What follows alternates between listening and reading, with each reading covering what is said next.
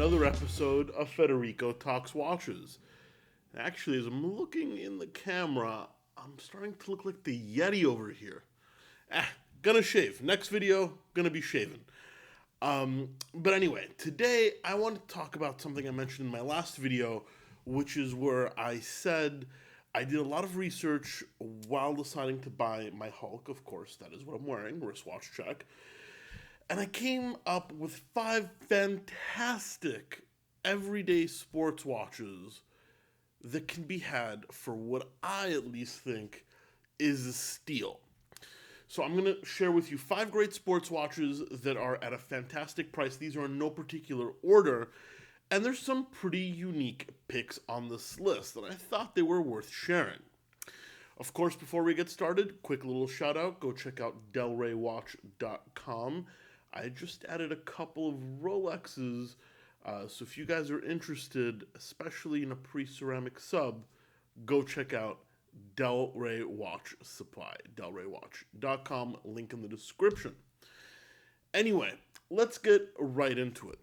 On my quest for an everyday watch, obviously you guys know what I ended up with, but I did come across some watches which had really high MSRPs that are simply not trading for that right now. And you know what I say, the market's loss is your gain. Number 1 on that list is the Jaeger-LeCoultre Master Memovox alarm, or truthfully, any Master Memovox at all, but the alarm is my favorite. Now, this is from one of JLC's less successful lines, that is the Master Compressor. Never sold quite as well as the reversals or the Master Controls. But the Master Memovox is their sports watch. It's in a steel case, double crown, with their patented locking system to make sure it's water resistant. Now, this watch is 42.5 millimeters. It's got an alarm. It's got a black sporty dial. It comes on a bracelet, on rubber, or on alligator/leather, and it's truthfully a very, very tough watch, particularly for everyday use. Now, you get an in-house JLC caliber, you get an alarm complication, which is rather uncommon, you get a unique look, and of course, you get the JLC brand on the dial, which is pretty amazing. All of this can be had, if you look really carefully, under $5,000. That right there is truly a steal in my opinion, and this is probably the one I was closest to picking up instead of the Hulk. Now, second on the list, and probably my most controversial pick, however, if you are a longtime viewer of the show, you know I love this watch and brand, and that is the Roger Dubuis Easy Diver. One of Roger Dubuis' collections that is no longer made. This is a 44/45 millimeter watch that is very unique for a lot of aspects. First, let's get the looks out of the way.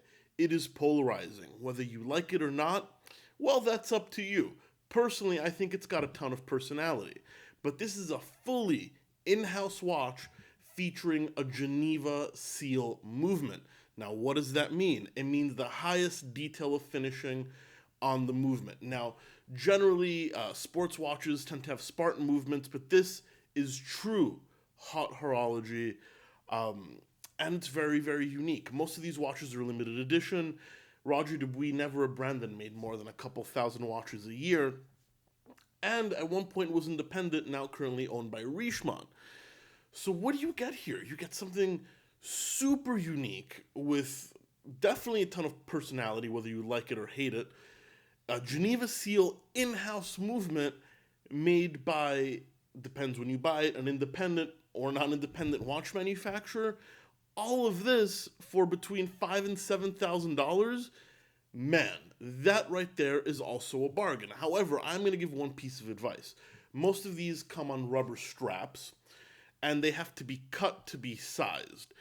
And I have had some experience trying to order rubber straps from Roger Dubuis, fairly recently for clients, and they do not make these straps anymore. So if you guys do want to buy an Easy Diver, or for matter of fact, any Roger Dubuis with a cut strap, please make sure it fits your wrist, because getting a new strap is going to be pretty challenging. And actually, that's one of the reasons I didn't go with the Roger Dubuis, is it was hard to find them with a 7 3/4 inch wrist size. Most of them were cut at like 6.5 or 7 inches, which is weird because that's a pretty small wrist size and this is a pretty big watch. But I guess we've got a lot of little guys are compensating for other things. Maybe I don't know. I'm just speculating.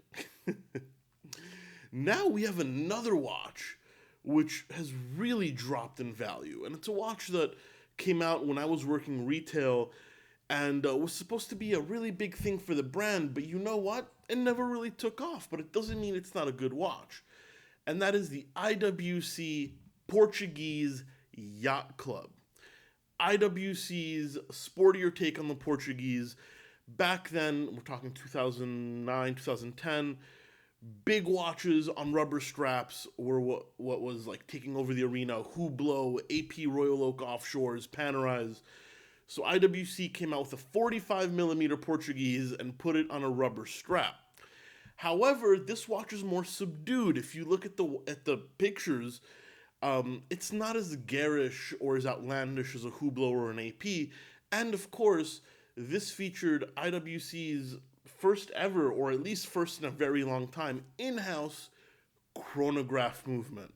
So this is IWC's first in-house chronograph movement, I think ever, but at the very least in a very, very long time.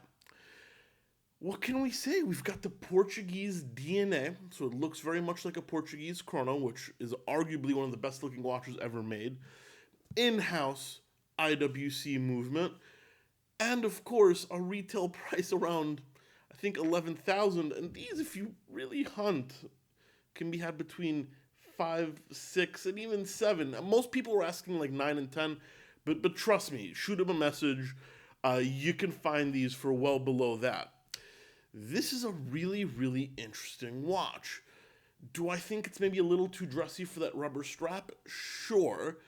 I would probably change the strap on this one. But for you Portuguese lovers, but you're kind of in-house snobs, or you're just looking for a bigger watch, the IWC Portuguese Yacht Club is a watch you should definitely look at. Now on the list is a watch with probably my favorite bracelet design of all time. The Vacheron Constantin Overseas Chronograph, the last generation, the one that was just discontinued. So, how much is a Nautilus nowadays? Close to $50,000 for a steel one. Yeah, I'm not making that up. Go look it up if you don't believe me. How much is an AP time only Royal Oak? 16, 15, around there. By the way, that Nautilus is time only as well. How much is a Vacheron Constantin, also part of the Holy Trinity, with a chronograph and big date, and in my opinion, a more handsome design? Well, you could pick these up for about $11,500. That's right, about a quarter of the price of the Nautilus, and, 30-40% under the AP, with the complication on top of it. Now, yes, technically not designed by Gerald Genta, this beauty was designed by Jörg Heisek. It's still a Holy Trinity sports watch in steel. And I'm sorry, the Nautilus is in no way 4 times better than this watch. Now, the market dictates that, fine. Nautilus still uses a pin bracelet. I mean, need I say anything else? Now, this is not a complaint about the Nautilus, but this goes to show you that for $11,500, this watch is fantastic value. Yes, this does not house an in-house Vacheron Constantin movement. This houses the same movement that AP used to use in the Royal Oaks, and JLC used as well, I believe. In fact, I think this is a JLC caliber. It's either a Frederic Piguet or a Jaeger-LeCoultre caliber. One of the two. Definitely not the in-house. In fact, I think it's Frederic Piguet. I should have really done more research. However, with the Maltese cross bracelet, that beautiful kind of hobnail dial, a complication, 42.5 millimeters, $11,500. It's fantastic. And guess what? The time only is only about $10,000. This truly is a sports watch that hits up there with the best of them, and it's just not priced that way. You know what? As I said, their loss is your gain. Go check it out. And then on this list is another slightly controversial watch doesn't get a lot of love, and that is reflective in the prices, and that is the IWC Engineers. Yeah, it was never supposed to compete with the Nautilus and the Overseas, but the fact that you can get in-house IWC caliber 5,000 watches for $2,500, these retail for $8,000-9,000, $2,500. In fact, the Ettas are more expensive, I think, because the designs are a little bit more attractive. But yeah, the IWC Engineer, it's got that very sporty look, the integrated bracelets, or if you're a Genta fan, this kind of looks like that as well. A lot of these have Faraday cages. This was supposed to be IWC's kind of version of the Milgauss. In fact, I own the Dressy Engineer, which is like the original version. But this is a watch that really doesn't get enough love, and really, really should. And I've been saying a lot of that in this video, but that is the concept of this video after all. The one gripe is these do wear a little bit bigger, so if you've got a smaller wrist, you may have some digging to do. But guys, these can be found from $2,500 to $4,000 all day long in steel, titanium. They made them in rubber straps, cloth straps, bracelets. There's a million flavors of IWC Engineers out there. And you know what? As I said, it's a fantastic value. Guys, those are 5 great sports watches I found kind of while hunting for the watch I ultimately picked up, the Hulk. Some really interesting stuff. The market isn't really the strongest on these pieces, and that, makes a fantastic opportunity for the guys that do want to pick it up. Let me know what you guys think in the comments section below. I know these are not the most popular watches, then again, that was the whole point of this video.